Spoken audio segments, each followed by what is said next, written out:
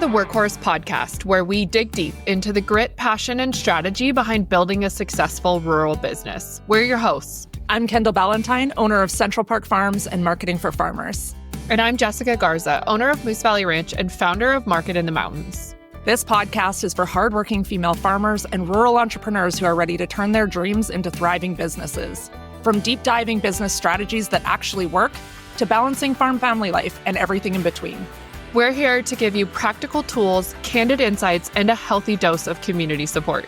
If you're looking for women who actually cheer you on, are willing to tell you the hard truths, and that understand how much it can throw off your day when the cows get out, you're in the right spot. This podcast is for the doers, the women who don't stay in one spot for too long, for the workhorses. Are you just feeling overwhelmingly exhausted at this point? Yes, as I just finished taking a big sip of my coffee. Sorry, as I put you on the spot. I chugged a Red Bull it had to have been almost 8 o'clock last night. And I downed a Red Bull. I do feel really tired. I said that to Jay today, and I'm getting ready to get on a plane and go to a speaking engagement with a time zone difference. And I'm a little concerned how that's gonna, and it's got like really crappy layovers. It's a really bad flight arrangement. So I'm landing at a terrible time and all of the things. And so I'm it's not a good way to start energy. Yeah. No, it isn't. I woke up this morning in that like feeling of exhaustion, and I haven't been sharing the same way on my stories as I did before, where you're sort of timelining your whole day, and they call it Real Housewives of whatever your account is style of sharing. And I haven't been doing that. And I was like, why am I so tired all the time? And it hit me. I am terrified right now. I think I'm just terrified. It sounds like a very dramatic word, but it feels like the right word. Is that the right word? I think it's the right word. And what is it that you feel terrified about? I think there's a lot. I think it's everything that's happening in the world. I think it's everything that's happening in my business right now. It feels like a lot of things are unsettled. It feels like we're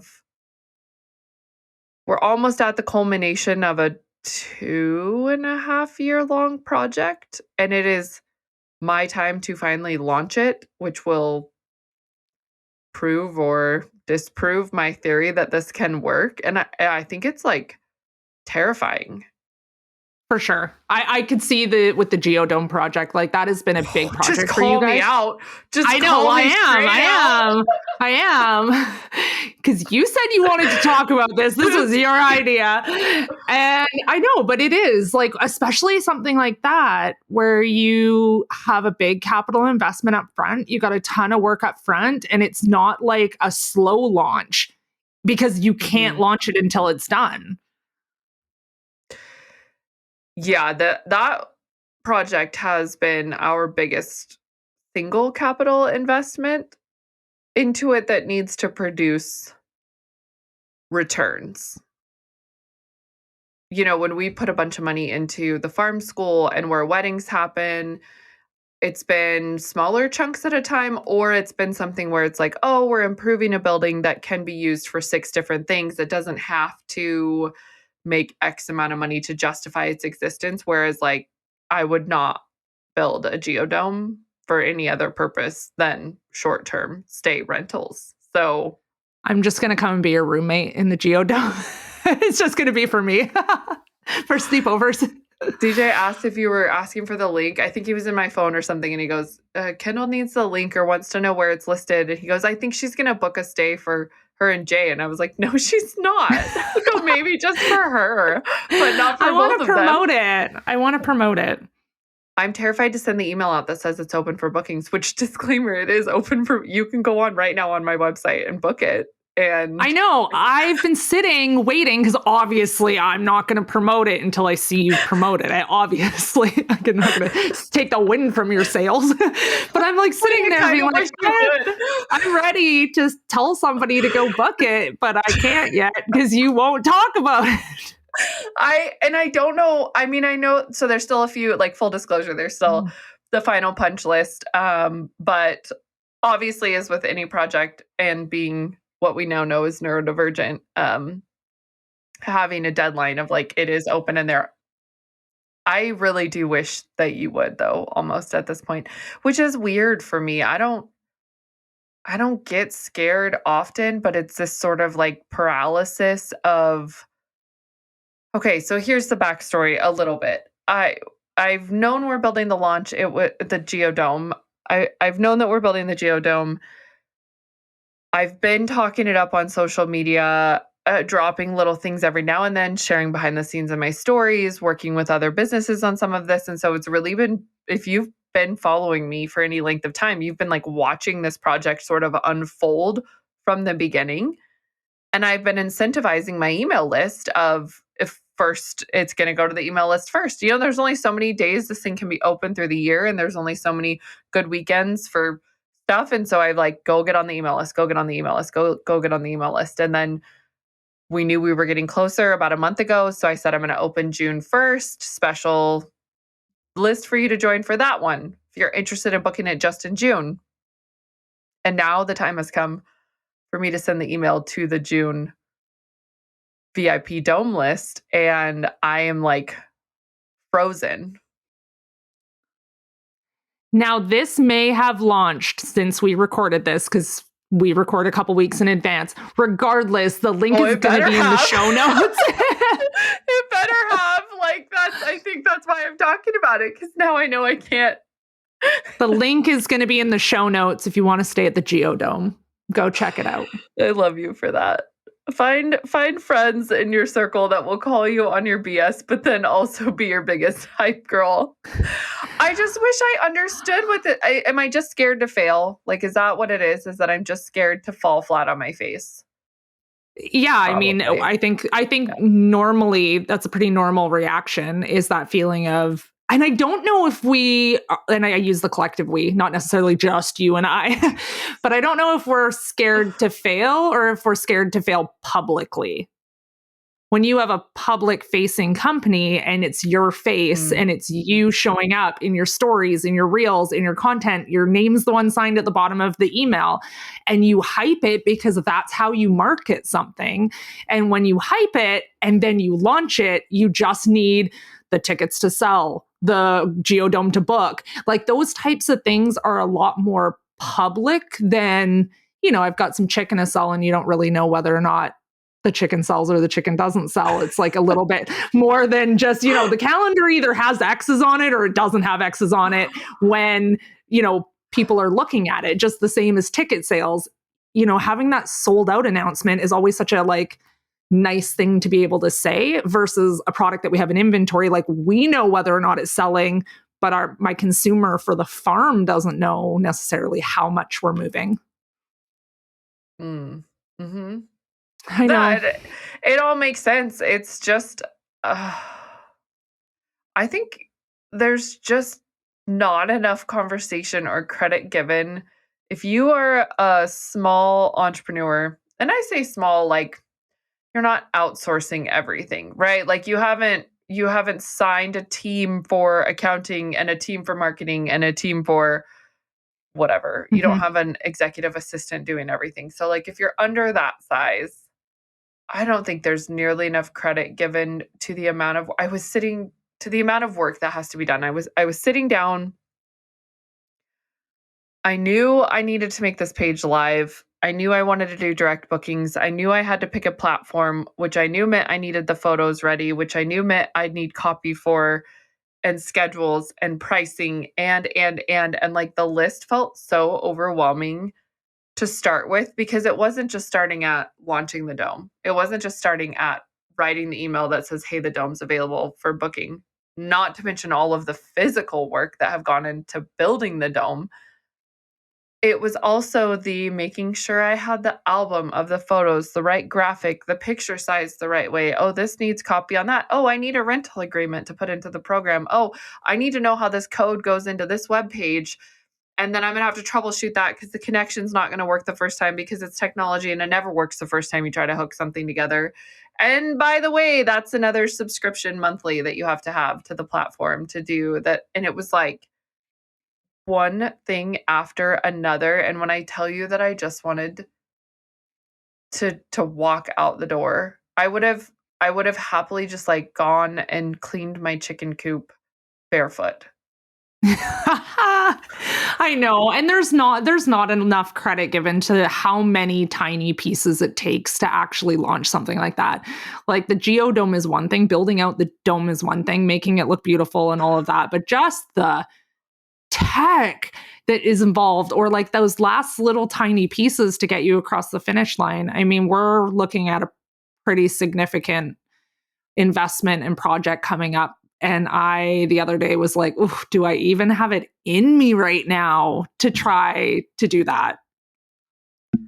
I mean, you're pot committed. I saw it on Instagram. That's why I did it.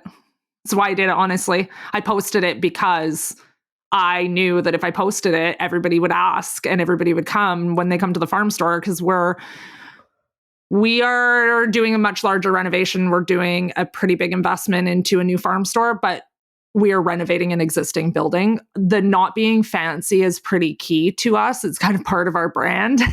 I even had messages from people being like, don't go fancy on us though.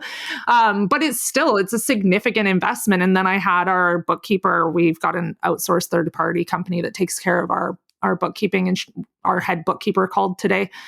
And she was like, I saw your announcement about the store, about the store. She's like, got any cash forecasts for that?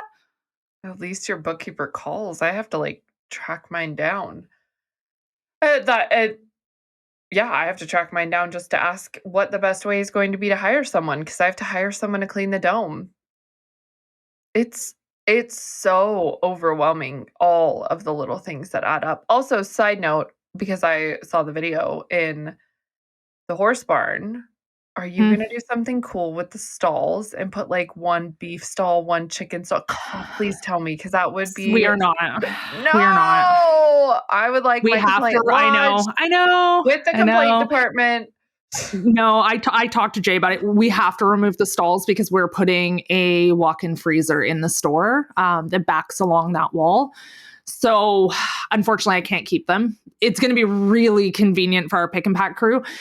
So we're doing like a much bigger build than I thought we were going to. So we're going to have the butcher shop's going to stay where the butcher shop in the current store is. The current store is turning into a massive walk-in freezer and massive walk-in cooler for the butcher shop. And then we are having a walk-in freezer and walk-in cooler in the store. And the two buildings are right next to each other. And then I found out last night from Jay, we were sitting and talking. We went out for dinner because I leave tomorrow. And we went out for dinner. And then Jay said to me, he's like, I was thinking we should put a commercial kitchen in the store. And I was like, So let's just okay. break this down. You needed 1 new freezer. I You needed needed a 1 singular new freezer. I needed a freezer, larger freezer. So that and now you're initially building started out 2. with 2 coolers and 2 freezers. So initially I needed a singular walk-in, like I needed 1 more walk-in freezer. And that was going to simply be an extension on the current building. Then that turned into a walk-in freezer and a walk-in cooler on the existing building, like building out on the existing building. Then that turned into not putting an extension on that building and instead taking over a 2,800 square foot horse barn that we have and doing a full conversion on that, which also includes a new parking lot. I feel like the parking lot's the easy part. I know, but it's just like also that. Like, on Also, top it of needs to it, be I on also top of need it. another For some sign. reason, the tiny thing is the thing that's going to break my back. I'm like, and also we need to dig that up, level it out, and turn it into a parking lot. So Signage is a forgotten hero, and I say that because I need signs.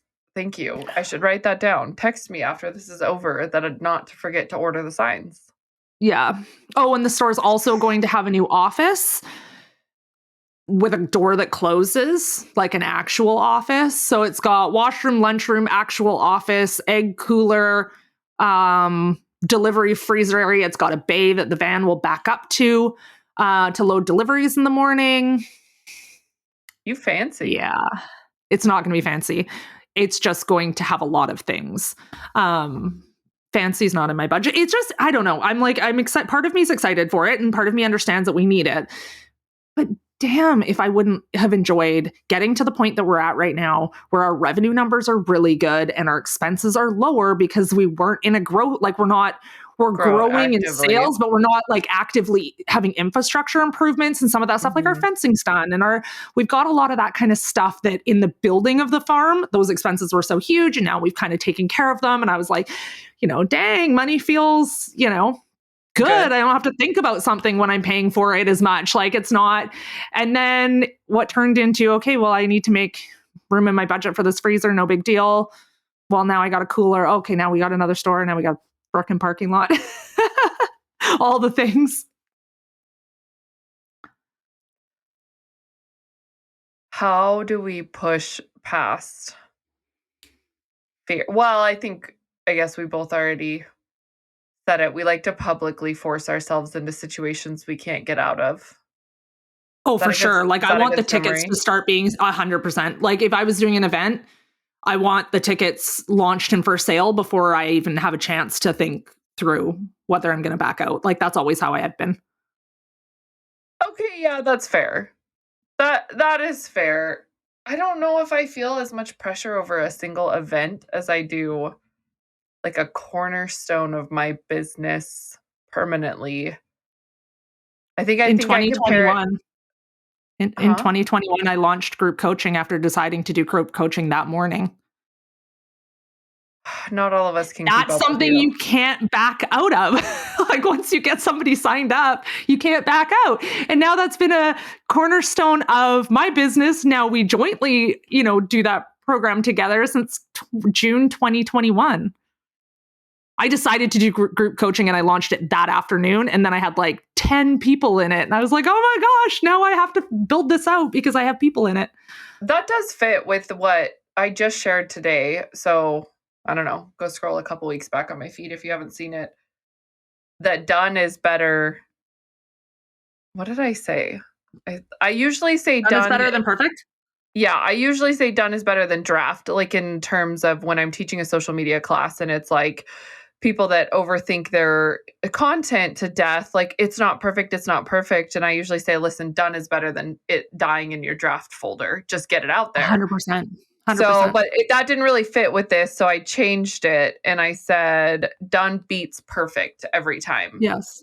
Yes. Which it does. So there's something to be said for committing yourself to the point that you can't go back. And I will say this, I had a wonderful email from someone with a story so compelling that I sent them the very first ability to book the Dome. So I have my first booking already done. Oh, I do. That's awesome. It's done. Cue my nervous Just launch it. Okay, I'm going to. Your nervous laugh. I don't know that like giggle that like, oh God, what did I do? I'm sure you need to have the email sent. I know I have to. Well, you can't publicly talk about it till I send out the email because I promised my email list and I value the people on my email list so very much that I'm going to send an email, even if it is like the worst sales copy. Listen, they were so involved that many of them have added themselves like 4 times. Like it's going to go out on Thursday. You have 2 days. Thursday? Why Thursday? Because I was going to say tomorrow and that didn't seem fair. So I gave you Thursday. So you have 48 hours to send it. To get an email done. Yeah, I'm being generous, especially if you could use AI. You could have it done in 10 minutes. I can, but part of me wants to send this one and it's an initial one. And there's a good crew. And I know we're working with these entrepreneurship students right now. They're great. They've been doing a project on the ranch. So their final presentations are next week. And I'd love to be able to say like, and we launched the project for them. So not for them, but like as a good wrap up to them, that would be great. Okay. Yes, I know. So when are you doing it? This feels very direct. I don't know. Hold on. Because you need to pick a day and then send the email. Yeah, well, because honestly, this is that like done is better than drafts. You like rip the freaking Band-Aid off and send an email that it's out in the world. And then because I can tell you how many bookings you're going to get when you don't send the email is 0. So that's a guaranteed fail. Yeah. Currently, you're sitting in guaranteed fail because you're not telling anybody about it. So you might as well give yourself the shot of success by sending the email. I will. Perfect. To give myself grace, I completely redid my homepage on my website this weekend on top of, in a non-planned manner, building an entire sheep pen. So my time got a little away from me. And there's always something, right? Like I can always justify a crisis in front of doing the thing that I know I need to do to move the needle in my business, but I can always come up with a crisis to handle instead. I'm really good at Yeah. that. Let's be honest, finding accommodations with both authentic outdoor experiences and genuine luxury is nearly impossible. You end up compromising. Not at Moose Valley Ranch. Our luxury Geodome delivers complete privacy with your own driveway, panoramic mountain views from a massive private deck, a wood-fired hot tub under the stars, and a refreshing cold plunge for the adventurous. I've built this with people like you in mind, those who value the outdoors and don't want to sacrifice comfort. Book your stay now at moosevalleyranch.com. Limited dates are available. We don't want you to miss this first season. You're also very good at executing. So it is weird and interesting to see this being a holdup. And I'm curious if it's more of a holdup because of what's going on in the world right now, or what. I wonder what a therapist would think unpacking this specific scenario, because you tend to do quite well. Like you executed Market in the Mountains and all these like big things that are also forward focused. I mean, Market in the Mountains is arguably, it's not even arguably, it is significantly higher risk for failure, and you've dominated that. So this to me is such low hanging fruit. I wonder if it's the permanence of it, of the structure, and the permanence of like how much we've put. Like essentially, if this does not go, it's going to become my dad's hangout. It's going to be like his naked room from that movie, you know, when the kid like they moves out. What's that one where they move out and they make it a naked room? Failure to launch, I think so, yeah. Like if this doesn't book, it's gonna turn into my dad's naked room, and every time I drive past this thing, that's what I'm gonna have to see. Versus Market in the Mountains, if it's gone in a weekend, it's it's gone in a weekend. The I know, booked, I don't look at it the rest of the time. Yeah, no, there's 100 and something vendors standing in a field. They're all going to stare at you for 48 hours, like 2 days if nobody shows up to shop. That's way scarier than this. This is just... I feel absolutely filleted open, like very raw and exposed right now. As you can talk about some of my projects. I just want you to send the email. I do, want to send the email. I will. I just need to make a cute little graphic. And this is where I say it's the steps to executing it. And the more steps to executing it, the harder it is to actually get across the finish line. And it's much like the Dome project in itself. There were so many steps to executing it that 6 different times during the process, it felt a lot easier to just not do it. Now, did I? Obviously, yes. But I think it's so underestimated the number of steps it takes to execute an idea. Because now I'm like, okay, I can write the email. I got to go get the copy. I got to grab the photos. I got to make sure I got the right link. Got to make the cute graphic header. Oh, I need to go into Canva. You know, it just adds up. And I think I'm feeling that on a very grand scale right now across business as a whole. Yeah, I think you've got a lot going on right now, for sure. Yeah, you asked me the other day if I was burnt out. I wasn't going to say it because I didn't know if that was podcast friendly. I wasn't sure. Just say it. But I did have that. For. I know. I did have that conversation with Jess the other day. I was like, I am worried you're going to have a breakdown if you don't take some things off your plate. And then I said that, and then I was like, oh, we're building a new store. Also problematic. Yeah, it felt a little pot kettle.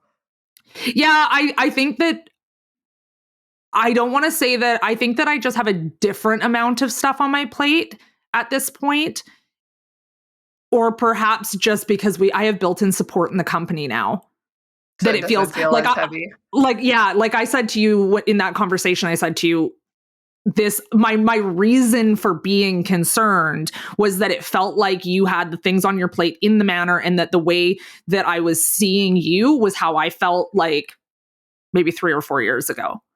when Mm, I didn't have the supports in the company, where we were mhm, trying to undertake like really big things. I was showing up in all the different things. The kids were younger then, like all of those types of things. Like mhm. Jagger drives now. George has grown and moved out. Like it's just a different space in my life now. Don't get me wrong, there's still a million things on the juggle, but I think I've realized how to get some things off my plate that I needed to. So it just feels heavy in a different way, I think.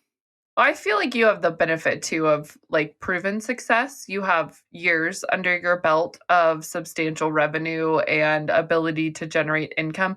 I feel like I'm still in the prove yourself stages. I Yes, feel like I'm still in the stages of my business where I have to justify my existence, my expenses, my choices, my dreams. Like everyone consistently feels like they can second guess what I'm thinking versus when you've got this level of established and you say, we're going to build a new farm store. Everyone's like, for okay, tell us sure. how, because they've seen you do it and they trust you to do it versus where I'm at. Everyone's like, I'm sorry. You're going to build a A geodome hundred where? percent. Yes, I completely agree with that because that's how it was for me. Like I felt like I couldn't say no to things that people wanted me to be involved in, or that I needed to more justify the reasons I was making the decisions that I was making. Now, on the opposite end of the spectrum, is I'm going to go invest a ton of money into this store, even though we're not making it fancy. Just fundamentally, you can't put that kind of equipment and stuff like that into a space without it being really expensive. And my flip side is I don't need to justify it to anybody. I know that my ability to pull something off, but I have my entire family's livelihood riding on my ability to make sure it financially makes sense and that I don't overextend myself as we're potentially entering rough economic times. So that feels like a thing for me. Oh, I'm sure. That's my I like can't that's my concern. imagine. Jagger's getting ready to graduate. He wants to take over the family company. He wants to be involved in the family company and is potentially turning down, not potentially, would be turning down Mhm, established income. And don't get me wrong, all industries can be impacted right now, but I've got Jagger, I've got, Jay and I, my parents mhm. work for me. Like there's a lot of people and our staff. Like I also care about our staff making sure that they have, secure jobs. Just feels like a different kind of, I don't need to prove anything myself. I just need to make sure that they're taken care of. Well, that's a whole different level of weight, just a different kind. I just think about that woman that's sitting there at the table, just paralyzed by fear and what if this doesn't work and what if it doesn't work? And I know in my head, this thing is launching. By the time this comes out, you will have seen that it launched and that bookings are available, and that will definitely have happened. So I know my capacity is there to do it, but I really wanted to take a minute and just acknowledge that even while it looks so, I'm sure, successful, I mean, I do, to give myself credit where credit is due, I do a really good job online of creating beautiful content, of creating great buzz around it. That's something I feel kind of naturally skilled at. I'm not like a marketing major. I didn't learn this at school. It just seems to be something I'm good at. So I'm sure to the forward facing social media locals around me, it looks uberly successful already. And I think that I wanted that space for myself to be able to say, like, I'm scared. I am. And it's okay. And I'm still gonna do the things, but I am scared. And I don't think that like that never fully goes away. Like it's just always for something different, right? Like anytime we push Oh, ourselves, when I that's first started, disappointing. but it does, but it doesn't. If it completely goes away, okay, respectfully, if it completely I goes away, you're not know. pushing yourself hard enough. Like you're not pushing yourself. The first time I stood on a stage and presented a keynote, actually, I said that to Jay. Yeah, today he was talking to me and he said to me, I don't know how you do what you do, where you get on stage and talk to complete strangers. And I said, yeah, but I didn't always feel like now I know I do a good job at that. But at the very first time I ever did it, yeah, my voice got that little jiggle a little bit and I felt a little nervous and I didn't know what they would think. And it took a bit for me to get up. And now I don't have that same feeling. Like I don't have the wiggle in my voice that everybody knows that I'm a little nervous up there or whatever. But every time you push yourself into a new area, there's a different kind of fear. It's like the imposter syndrome of like, why do I think I deserve to get up and tell people, give people advice on how to grow their business? Or what makes me think I could launch a, glamping retreat space or increase the size of your farm store? I mean, heck, I even get it down here in the Lower Mainland where we farm. The farmers who have on-farm stores in a lot of cases have like multi-million-dollar purpose-built structures. Like they have a lot of money in their farm store. And then I have this like little kind of terrible little farm store, and it's charming and I'm good at marketing to that. But it's this weird feeling if somebody comes to my farm store and sometimes it's like, oh, like they might be expecting something wildly different than what they get when they show up. Do our customers love that space? I get so much feedback when we said we were launching this new farm store build. Everybody was like, don't go getting fancy on us, because they love that charming part. But there still is that tinge of, do I wish that I could have the big fancy multi-million-dollar store? I don't know. I really happy with the way that it is, but also that's the option that I have. If I had the option to do, it's the reality for me in my business is that, and could I take a mortgage out? For sure. That's just not something that I want to do. But it wouldn't be easy for us to do that either, to take out something like so big to do one of those types of stores. So yeah, like when I'm talking to my friends who are in agriculture and have fancy stores locally in this area, and then I've got a little hatchery building, that's kind of make do with it. But then I wonder sometimes, like, do they think that their like business is way more successful than mine because I don't have that, or what? Like that doesn't go away. It's just we deal with it differently with more years under our belt. I had the conversation last night. It was my mom and CJ were in the same room, and we were talking about the dome, and the first booking had come through, which I'm not going to lie, felt like a really big number to have gotten, which we did the work. We knew what the pricing needed to be to pencil out, and that's just economics. Like it's going to be a certain number because it has to be a certain number or this doesn't happen. So I knew what that was, and I think I don't know if I just hadn't seen the total sum, of like a weekend getaway actually come through, and I finally did for the first time, and I looked at my husband and I looked at my mom, and I was like, do we want to take bets on how fast I end up on the local Facebook page for getting slammed for pricing out my local customers? And they both died laughing, and I was like, what? And I'm pretty sure one of them said something along the lines of like, I'm surprised you haven't already made it on there for that. And I'm like, well, it's because people can't see it, but I'm always getting trashed for charging for market. And as if I didn't already feel like I don't fit in to my local community, which I know we talked about in one of the episodes earlier. That was a question that was asked in one of the Q&A episodes, but I can't create what I want to create and cater to what's around me. So sometimes I feel like I'm standing out there at like the top of the edge of this cliff, and they're just standing at the bottom waiting for me to fall off of it, which is just a really gut twisting phenomenon.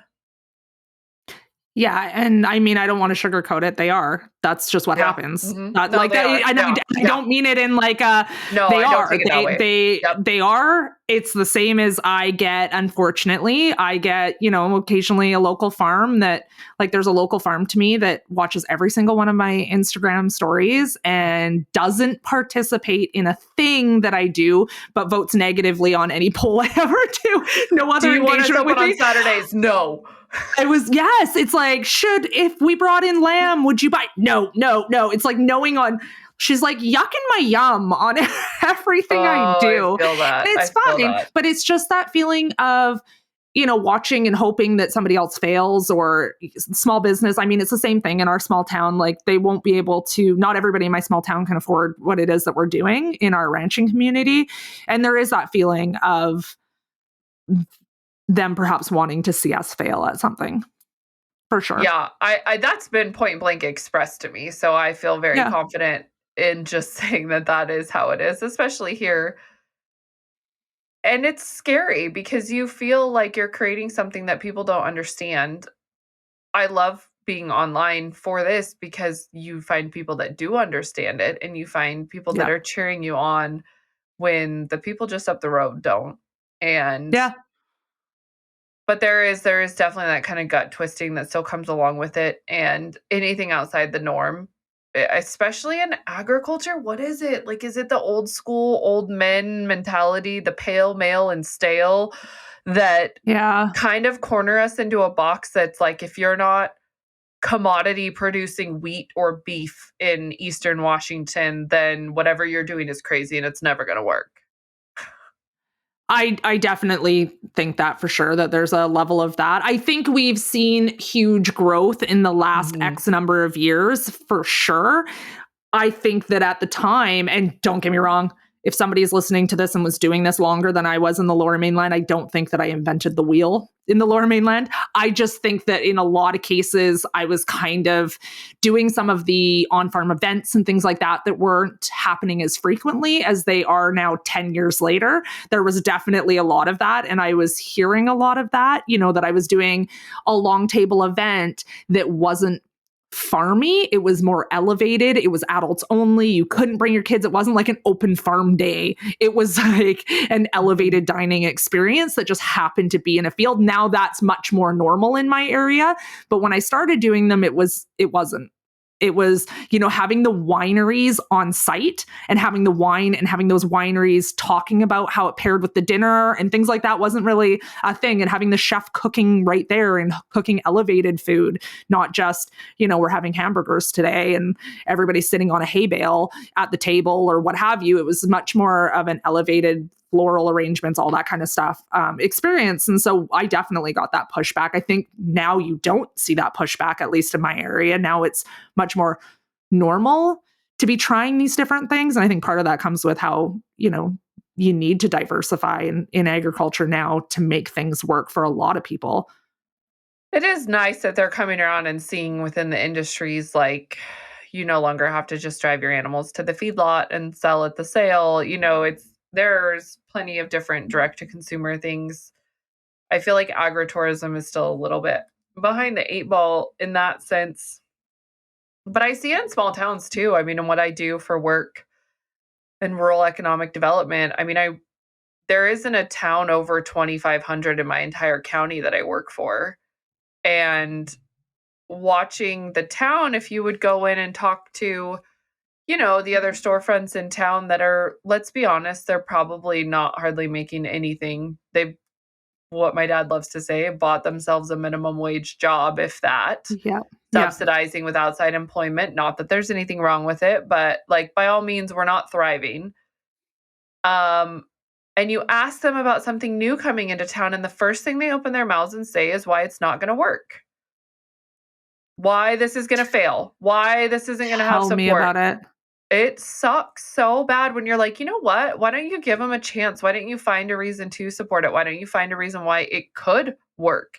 And so help me God if I hear one more, "Well, 30 years ago, we tried to do that." And I'm like, "Yeah, well, 30 Ugh. years ago, there wasn't the internet. Thank you."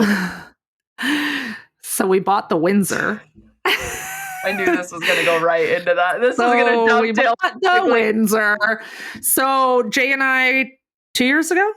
2 years ago bought one of the historic buildings in a small town of 650 people. It was in bank foreclosure for years, really, really, really rough shape. And This I is like will the oldest hotel in the It Boundary. was yeah, like it's very, very old. It was the longest running pub in BC history and like very big deal in that community. It's the front page of every tourism, even though it's not open. It's not open and it's the front of all the tourism guides. I'm like, can you guys, I get it. It's an important building, but it's not open. So why don't you pick a different building to put on the front of Someone things? else out there that's actually doing something already would love to be in some Send PR. yes, somebody Yeah, else would love their actually yeah. open business to get featured. So it's an important building. We bought it, and I will never forget. There was a restaurant in town that was run by a young woman and she was trying something new in the community. It was not a deep fried food option. She was having like healthy smoothies and, just like local food and featuring meat from the local ranchers and things like that. And she was really trying something outside of the norm. And I will never forget, we had bought this big 12,000 square foot building and I was chipping off like 14 layers of flooring. The building was built in 1896. So just chipping away decades of flooring. And this lady stuck her head in the door. It was like, I'm so glad that you guys bought this building. We really need something new in town. I went to that restaurant down the street and oh my God, they don't even have cheese on their pizza. They're not going to succeed. And I vividly remember looking at her and being like, that's because it's a flatbread, not a pizza, lady. Like, I was just like, why are you coming in and judging the business down the street and saying that her entire business is going to fail because she doesn't have cheese on her pizza? It's because it's a flatbread. It's not even a pizza. And it was just like, you're talking to another small business owner and just writing off an entire restaurant in town because they don't have cheese. And it just felt like that, like summed it up so perfectly, as if it wasn't all the same, if every restaurant wasn't having deep fried food and, it wasn't going to succeed and everybody had just such a strong opinion that they were willing to share with anybody, instead of saying like, oh, I tried the restaurant down the street, or did you hear that a new restaurant opened? Like, why was the first thing out of her mouth to a complete stranger how that business was going to fail? That's a default of human nature, right? That you hear something negative and it gets shared. I can't remember what the stat is, but some crazy number of times more than if you hear something positive about it. And I don't know, you can go to McDonald's 16 times, they mess up your order every time, and all you do is train yourself not to leave the parking lot without checking the bag to make sure your fries are inside. But a small business does one thing you don't like, and it's written off for all of eternity. And you're telling everyone about it. Yeah. And guess what? There's no restaurant in town now. Weird. 2 restaurants closed in town. One was like really successful. It was just an issue with the landlord. But I bet if you went to the local Facebook page, then they would be griping about how there's no restaurants for them to go enjoy. They are. And it makes my head spin. I'm like, then you have to show up for the businesses that are there. You need to not walk around town and talk about how their business is going to fail because they don't have cheese on their flatbread. It's not even a pizza. Yeah. But then you get the business owners that do the same thing, though, that have convinced themselves that nothing new is going to work because one Saturday 6 years ago, they tried to be open once and no one showed up. And I'm not kidding you. I hear this all the time. Like, well, we tried that and it didn't work. Like, did you really try it though? Did you talk about it? Did you market it? Did you leave it open long enough for people to learn that you were doing something different? Because as businesses, we train our customers to do things a certain way. And if you change that, you have to have a grace period. Like, you have to know that you're going to have to retrain them. You're going to have to re-educate them, whatever it is, whether you change the entry to the store, you're going in this door, now you're going in that door, how you check out, what days you're open, what hours you're open. And so to hear someone write off once, oh, we did that one time and it didn't work. And I'm just like, you're kidding me, right? We're judging the success of being open on Saturdays in a tourist town, which should have an antique crawl, by the way. Like, this town has probably 6 antique stores within walking distance of each other, and how they have not capitalized on the lake traffic of all the women that love to go antiquing, vintaging, thrifting, and put together a little map and started sharing that they're all open on Saturdays. No, they're open like Tuesday through Friday, 1 to 3. That's what our small town's like. Foot traffic. And I'm like, that's because everybody that can afford your stuff that's marked up is at work. Or picking their kids up from school or something. I just get so frustrated. And then, I don't know. I mean, failure is going to happen. That fear of something new, of trying something new is always there. But to just sit in one place, I guess I don't understand that either. So you're going to send the newsletter. I know. I was just going to say that. With that said, I guess I'm going to get off here and sit. I teed that up perfectly. You did. Like, I do this professionally. I don't. But yeah, okay, I'm going to go send the email. I'm really excited for the email. I'm excited for it to be out in the world. You've been talking about it and building it and working so hard. And I think it just needs to be out there so that people can start booking it. I will say we are going to get one night ourselves to enjoy this beautiful property before it goes live to the public, because I still have not gotten to use the hot tub. Yes. We have this That's amazing crazy. wood-fired hot tub. It is so cool. It fills from mountain spring water, like the water bubbles up out of the ground, old rock and mortar cistern, like it's the coolest thing ever, fills up the hot tub, and then you light a fire and it takes about 2 hours for it to come up to temperature, and then it's just like the fire is crackling and you can smell the wood Mhm. smoke and it's a hot yeah, with that said, I'm gonna make sure that maybe that'll be my reward is I go write the email and then I put it on the calendar and get a Yes. babysitter that we're gonna go enjoy it. Yes. I love that. I love that for you guys because you've put in so much hard work and it is going to succeed because I know you will market it and you will continue to push it. And you just need to rip that band-aid off.